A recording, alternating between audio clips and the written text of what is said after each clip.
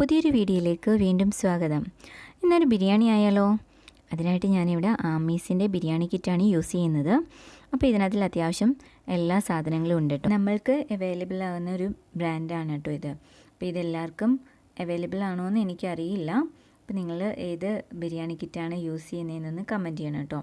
അപ്പോൾ ഈ ബിരിയാണി കിറ്റ് തന്നെ യൂസ് ചെയ്യുന്നവരുണ്ടെങ്കിൽ അതൊന്നും മെൻഷൻ ചെയ്യട്ടോ. ഞാൻ ഈ ഒരു കിറ്റ് മുഴുവനായിട്ട് യൂസ് ചെയ്യുന്നില്ല, നമ്മൾക്ക് അതിൻ്റെ പകുതി മതിയായിരിക്കും കേട്ടോ. അപ്പോൾ അതുകൊണ്ട് ഞാനതിന് പഠിക്കാതിൽ 1.5 പടി ബിരിയാണി റൈസ് അളന്ന് മാറ്റി വെക്കുന്നുണ്ട്. അപ്പോൾ അത് നന്നായിട്ടൊന്ന് വാഷ് ചെയ്ത് നമുക്കിത് ഒരു 10-20 മിനിറ്റത്തേക്കിന് ഒന്ന് സോക്ക് ചെയ്തിട്ട് യൂസ് ചെയ്യുകയാണ്. വളരെ സോഫ്റ്റായിട്ട് വരും കേട്ടോ. അത്യാവശ്യം നല്ല ഒരു സോഫ്റ്റ്നെസ് ആ ഒരു റൈസിന് ഉണ്ടാകും. ഈ ഒരു ടൈമിൽ നമുക്ക് ചിക്കൻ്റെ കാര്യങ്ങൾ നോക്കിയാലോ? അപ്പോൾ അതിനായിട്ട് ഞാനൊരു പാൻ അടുപ്പിൽ വെച്ച് അത്യാവശ്യം അതിനകത്തിലെ വെള്ളമെല്ലാം വലിഞ്ഞ ശേഷം അതിനകത്തിലേക്ക് 1/2 ബൗള് വെളിച്ചെണ്ണ ആഡ് ചെയ്ത് കൊടുക്കുന്നുണ്ട്. ചെറിയ ബൗളിനാണ് 1/2 ബൗള്. അപ്പോൾ നിങ്ങൾ എടുക്കുന്ന ചിക്കൻ്റെ അനുസരിച്ചിട്ട് വേണം വെളിച്ചെണ്ണ ആഡ് ചെയ്ത് കൊടുക്കാൻ. അതായത് ചിക്കൻ അതിൽ കിടന്ന് കരിഞ്ഞു പോകാതെ അത്യാവശ്യം അടിക്ക് പിടിക്കാതെ നല്ലതായിട്ട് എണ്ണയ്ക്ക് അതിൽ കിടക്കത്തക്ക രീതിയിൽ വേണം എണ്ണ ആഡ് ചെയ്ത് കൊടുക്കാൻ. ശേഷം എണ്ണ ചൂടായ ശേഷം കടുക് പൊട്ടിച്ച് അതിലേക്ക് ഇഞ്ചി, വെളുത്തുള്ളി, പച്ചമുളക് എന്നിവ ആഡ് ചെയ്ത് കൊടുക്കുന്നുണ്ട്. അപ്പോൾ ഈ ഇഞ്ചിയും വെളുത്തുള്ളിയും പച്ചമുളകും ഒക്കെ കിടന്ന് നന്നായിട്ടൊന്ന് മൂത്ത് വരട്ടെ. നന്നായിട്ടൊന്ന് മൂത്ത് ആ പച്ചമുളകൊക്കെ ഒന്ന് മാറി കളറൊന്ന് ചേഞ്ചായ ശേഷം മാത്രം നമുക്ക് സവോള ആഡ് ചെയ്ത് കൊടുത്താൽ മതിയാകും. ഇതിനിടയ്ക്ക് തന്നെ ചിക്കൻ ക്ലീൻ ചെയ്ത് അതിലേക്ക് മസാലയൊക്കെ പുരട്ടി റെസ്റ്റ് ചെയ്യാൻ മാറ്റി വെച്ചിട്ടുണ്ടായിരുന്നു. അപ്പം നമ്മുടെ ഇഞ്ചി, പച്ചമുളക്, വെളുത്തുള്ളി എന്നിവയൊക്കെ ഒന്ന് കളർ മാറി നല്ല റെഡി ആയിട്ട് വന്നിട്ടുണ്ട്. ഇനി അതിലേക്ക് നമുക്ക് സവോള ആഡ് ചെയ്ത് കൊടുക്കാവുന്നതാണ്. അപ്പോൾ സവോള കുറച്ച് വെള്ളമയം ഉണ്ടാകും. ഞാൻ ചോപ്പറിനകത്തിലിട്ട് ചോപ്പ് ചെയ്തതുകൊണ്ടാണ് കുറച്ച് വെള്ളമയം ഉള്ളത്. അപ്പോൾ ഇത് നന്നായിട്ടൊന്ന് മൂപ്പിച്ചെടുക്കാവുന്നതാണ്. നന്നായിട്ടൊന്ന് കളർ ചേഞ്ച് ആയ ശേഷം മാത്രം നമുക്ക് ചിക്കൻ ആഡ് ചെയ്ത് കൊടുത്താൽ മതിയാകും. ഞാനിവിടെ എടുത്തിരിക്കുന്നത് 2 കിലോ ചിക്കനാണ്. അപ്പോൾ നിങ്ങൾ എടുക്കുന്നത് എത്ര കിലോ ചിക്കനാണോ അതിൻ്റെ അളവിന് വേണം സവോളയും ഇഞ്ചിയും പച്ചമുളകും അതുപോലെ തന്നെ വെളിച്ചെണ്ണയൊക്കെ ആഡ് ചെയ്ത് കൊടുക്കാനായിട്ട്. ഞാനിവിടെ വെള്ളം ആഡ് ചെയ്ത് കൊടുക്കുന്നില്ല, അതുകൊണ്ട് തന്നെയാണ് ഞാൻ വെളിച്ചെണ്ണ കൂടുതൽ എടുത്തിരിക്കുന്നത്.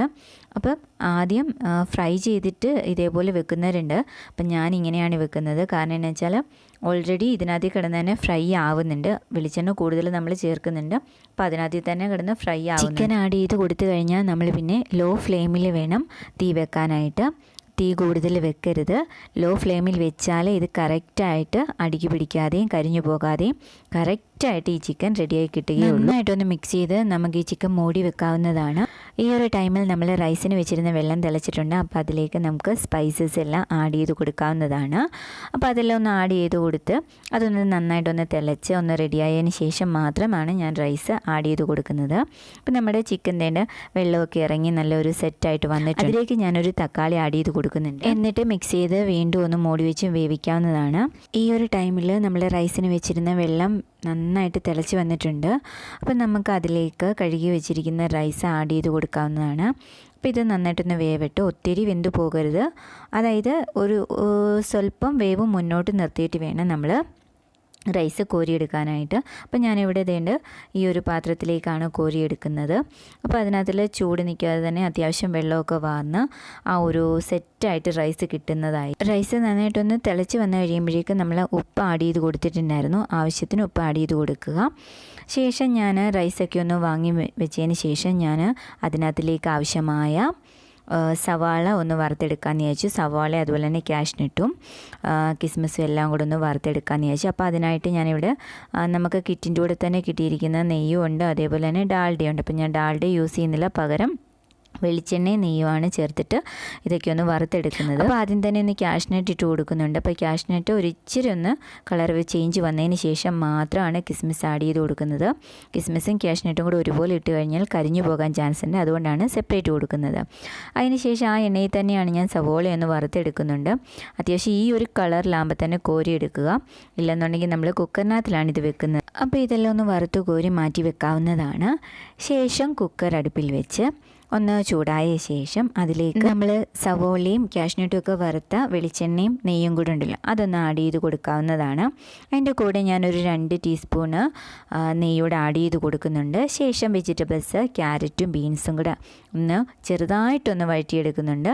അതിന് ക്യാരറ്റും ബീൻസിന് ആവശ്യമായ ഉപ്പും ചേർത്ത് കൊടുക്കും. കാരണം നമ്മൾ റൈസിനുള്ള ഉപ്പ് ആഡ് ചെയ്ത് കൊടുത്തിട്ടുണ്ട്, അതുകൊണ്ട് തന്നെ ഇതിന് വേകാൻ ആവശ്യമായ ഉപ്പ് കൂടെ ആഡ് ചെയ്ത് കൊടുക്കുക. ശേഷം നമുക്ക് വേവിച്ച് വെച്ചിരിക്കുന്ന റൈസ് ഓരോ ലെയറായിട്ട് നമുക്ക് വെച്ച് കൊടുക്കാവുന്നതാണ്. അപ്പോൾ നിങ്ങൾക്ക് എങ്ങനെ വേണമെങ്കിലും വെച്ച് കൊടുക്കാം. ഞാനിപ്പം ആ ഒരു വെജിറ്റബിൾസ് ഏറ്റവും അടിയിലത്തെ ലെയർ ഒറ്റ ലെയറായിട്ട് വെച്ചുകൊണ്ട് തന്നെ റൈസ് ഒരു ലെയറും ശേഷം നമ്മൾ വറുത്ത് വെച്ചിരിക്കുന്ന സവോളയും കാഷ്നട്ടും എല്ലാം കൂടെ ചേർത്ത് ഏറ്റവും മുകളിലും ഇടുന്നതേ ഉള്ളൂ കേട്ടോ. മല്ലിയിലയും പുതിനയിലയും ക്യാപ്സിക്കും ഒക്കെ നിങ്ങളുടെ ഇഷ്ടം പോലെ ചേർത്ത് കൊടുക്കാവുന്നതാണ്. ഞാനിവിടെ അതൊന്നും ആഡ് ചെയ്തിട്ടില്ല. ഇതിനകത്തിലിനി ഞാൻ എസൻസ് ആഡ് ചെയ്ത് കൊടുക്കുന്നുണ്ട്. അപ്പോൾ നിങ്ങളുടെ ആവശ്യം അനുസരിച്ച് എസൻസ് ആഡ് ചെയ്ത് കൊടുക്കാവുന്നതാണ്. ശേഷം ഞാനൊരു 1/2 ടീസ്പൂൺ അളവിൽ ബിരിയാണി മസാലയാണ് ആഡ് ചെയ്ത് കൊടുക്കുന്നത്. ഇതിലേക്ക് 2 ടീസ്പൂൺ അളവിൽ നെയ്യൂടെ ആഡ് ചെയ്ത് കൊടുക്കുക. ശേഷം ഒരു 1/4 കപ്പ് വെള്ളം കൂടെ ആഡ് ചെയ്ത് കൊടുക്കുന്നുണ്ട്. അപ്പോൾ 1/4 കപ്പ് മതിയാകും വെള്ളം, ഇല്ലെന്നുണ്ടെങ്കിൽ ഒരുപാട് കുഴഞ്ഞു പോകും ബിരിയാണി. അപ്പോൾ ഒരു 1/4 കപ്പ് അളവിൽ വെള്ളവും കൂടെ ആഡ് ചെയ്ത് കൊടുത്ത് കുക്കറൊന്ന് മൂടി വെച്ച് നമുക്കിതൊന്ന് ഒരു വിസിൽ ആകുമ്പോഴേക്കും തീ ഓഫ് ചെയ്ത് വെക്കാവുന്നതാണ്. ഞാനൊരു ലോ ഫ്ലെയിമിലിട്ടിട്ടാണ് കുക്കർ വെച്ചിരിക്കുന്നത്. ഇനി ഇതൊരു വിസിലാകുമ്പോഴേക്കും നമുക്ക് തീ ഓഫ് ചെയ്ത് ഒരു 10 മിനിറ്റിന് ശേഷം ഓപ്പൺ ചെയ്തെടുത്താൽ മതിയാകും. ശേഷം ഞാൻ ഈ ചിക്കൻ കറി ഞാനാണെങ്കിലും ഒന്ന് മാറ്റി വെച്ചിട്ടുണ്ടായിരുന്നേ. അപ്പോൾ അടുപ്പയിലോട്ട് മാറ്റി വെച്ചേക്കുമായിരുന്നു. അപ്പോൾ അടുപ്പയിൽ നിന്ന് ഞാൻ ഇവിടേക്ക് വീണ്ടും തിരിച്ച് ഗ്യാസിലേക്ക് തന്നെ കൊണ്ടുവന്നിട്ടുണ്ട്. ഇനി അതിലേക്ക് ചിക്കനൊന്നും പറ്റി എല്ലാം റെഡിയായി വന്നിട്ടുണ്ട്. ഇനി അതിലേക്ക് ഞാൻ കറിവേപ്പിലയും കൂടെ ആഡ് ചെയ്ത് കൊടുത്ത് ചിക്കൻ വാങ്ങി വെക്കുന്നുണ്ട്. അത്യാവശ്യം പെട്ടെന്ന് തന്നെ നമുക്ക് തയ്യാറാക്കി എടുക്കാൻ പറ്റുന്ന ഒരു സിമ്പിൾ ബിരിയാണി അതുപോലെ തന്നെ ചിക്കൻ കറിയുടെ റെസിപ്പിയാണ്. അപ്പോൾ ചിക്കൻ ഇങ്ങനെ സെപ്പറേറ്റ് വെക്കുകയാണെങ്കിൽ നമുക്ക് റൈസിൻ്റെ കൂട്ടത്തിൽ ചിക്കൻ കഴിക്കാത്തവർക്കാണെങ്കിലും വളരെ യൂസ്ഫുള്ളായിട്ടുള്ളൊരു മെത്തേഡാണിത്. അപ്പോൾ ഇതേണ്ട ചിക്കൻ കറിയും അതേപോലെ തന്നെ റൈസും ഇവിടെ റെഡി ആയിട്ടുണ്ട്. അപ്പോൾ കുക്കറിൻ്റെ ആവിയൊക്കെ ഇപ്പോൾ ഇതേ പോയിട്ടുണ്ട്. അപ്പോൾ ഇനിയും കുക്കർ ഓപ്പൺ ചെയ്തെടുക്കാവുന്നതാണ്. ഇതിൻ്റെ നല്ല സ്മെല്ല് വരുന്നുണ്ട് ബിരിയാണിയുടെ. അപ്പോൾ ഇതൊന്ന് മിക്സ് ചെയ്തെടുക്കാം. അപ്പോൾ ഏറ്റവും താഴത്തെ ലെയറിലാണ് ക്യാരറ്റും അതേപോലെ തന്നെ ബീൻസൊക്കെ ആഡ് ചെയ്ത് കൊടുത്തിരിക്കുന്നത്. അപ്പോൾ ഇതൊന്ന് ജസ്റ്റ് ഒന്ന് മിക്സ് ചെയ്ത് ഉടയാതെ മിക്സ് ചെയ്തെടുക്കാവുന്നതാണ്. അപ്പോൾ ഈ ഒരു രീതിയിൽ നിങ്ങൾ ബിരിയാണിയും അതുപോലെ തന്നെ ചിക്കൻ കറിയും ഒന്ന് ട്രൈ ചെയ്ത് നോക്കണം കേട്ടോ. വളരെ സിമ്പിളുമാണ്, വളരെ ടേസ്റ്റ്ഫുള്ളും ആയിട്ടുള്ളൊരു ബിരിയാണിയും അതേപോലെ തന്നെ ചിക്കൻ കറിയുമാണ്. ഒന്ന് ട്രൈ ചെയ്ത് നോക്കിയിട്ട് ഫീഡ്ബാക്ക് അറിയിക്കാൻ മറക്കരുത്. ഇഷ്ടമായെങ്കിൽ ലൈക്ക് ചെയ്യാനും ഷെയർ ചെയ്യാനും സബ്സ്ക്രൈബ് ചെയ്യാനും മറക്കരുത്. അപ്പോൾ ഇതേ നമ്മുടെ റൈസും അതേപോലെ തന്നെ നമ്മുടെ ചിക്കൻ കറിയും അച്ചാറും ഒക്കെ റെഡി ആയിട്ടുണ്ട്. ഇനി നമുക്കിത് കഴിക്കേണ്ട താമസമേ ഉള്ളൂ. അപ്പോൾ ഇതേണ്ട നോക്കി, ചിക്കനൊക്കെ വളരെ നന്നായിട്ട് വെന്ത് വന്നിട്ടുണ്ട്. റൈസ് വീട്ടിൽ കിട്ടാനായിട്ട് നമ്മൾ നാരങ്ങ ചേർക്കാറുണ്ട്. ഞാനിവിടെ നാരങ്ങയൊന്നും ചേർത്തിട്ടില്ല. അപ്പോൾ ഈ ഒരു രീതിയിലൊന്ന് ട്രൈ ചെയ്ത് നോക്കണം. വളരെ ടേസ്റ്റി ആയിട്ടുള്ളൊരു റൈസാണ്. മസ്റ്റായിട്ട് നിങ്ങൾ ട്രൈ ചെയ്യേണ്ട ഒന്ന് തന്നെയാണ് കേട്ടോ. ഹോട്ടലിൽ കിട്ടുന്ന അതേ ഒരു ഫ്ലേവർ തന്നെയാണ് കേട്ടോ.